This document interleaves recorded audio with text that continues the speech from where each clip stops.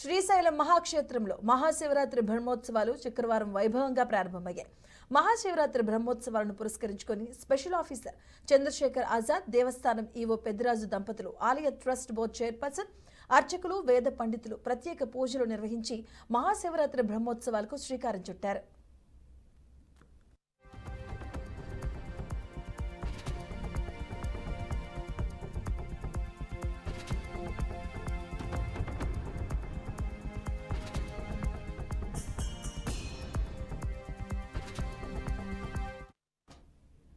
ఆలయ chairperson Chakrapani, EO Peddiraju, అర్చకులు, వేద పండితులు యాగశాల ప్రవేశం చేశారు. శివ సంకల్పం, గణపతి పూజ, పుణ్యవచనం, చండీశ్వర పూజ చేయడం జరిగింది. ఆలయ ప్రధాన ధ్వజస్తంభంపై ధ్వజపటాన్ని ఆవిష్కరించారు.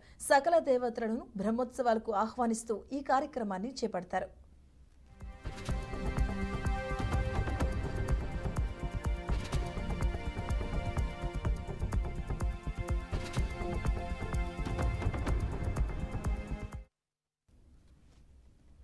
ఇక నేడు స్వామి అమ్మవార్లకు వాహన సేవలు, గ్రామోత్సవ కార్యక్రమాలు నిర్వహించనున్నారు. బ్రహ్మోత్సవాల్లో స్వామి అమ్మవార్ల వైభవాన్ని తిలకించేందుకు పెద్ద సంఖ్యలో భక్తులు తరలివస్తున్నారు.